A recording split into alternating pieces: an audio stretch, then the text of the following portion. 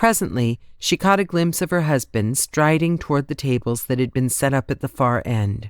His reddish-gold hair was a beacon, singling him out amid the other nondescript browns and blacks. The other battle lords were already gathered, and the remains of breakfast were being brought back by Berta's kitchen staff. Addie felt a twinge of hunger. In her haste to feed Maddox and get him over to the clinic, she'd forgotten to eat. Not a problem. Snatching an arrow from her quiver, she pulled a thin filament line from a separate compartment and attached it to the shaft. It was a trick she rarely used, since the least little weight greatly affected an arrow's trajectory, but in this case, since she was shooting downward, the line wouldn't cause much distortion.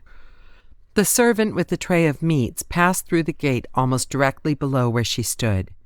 Addie figured the range to be no more than 10 yards.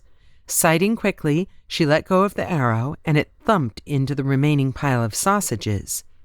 The servant paused in surprise as the arrow appeared to magically fly back and upwards. Several villagers saw the incident and began to laugh.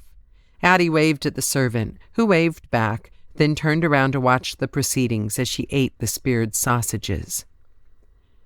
Rafe and his men had chosen to sit at the far end of the long table where the other battle lords were sitting, despite the fact that there were empty seats closer to the head table. She understood the man's decision. He could hold conversations under his breath without being overheard at the front. Sitting at the head table next to Liam was Ovely Singleberry, a gifted Mutah artist. The man had brought along his sketches of bloods. Most of the drawings had been done from memory of his own encounters with the vicious horde. Yulin was referencing the lifelike pictures as he explained his methods for dealing with the enemy. Although she was too far away to hear, she could imagine what he was saying. Watch out for their blood. It's highly toxic, and in some cases, the mere touch of it will burn through your skin right to the bone. A movement amid the small grove of fruit trees left to grow at the far end of the courtyard. It was the same grove she had stood beneath yesterday.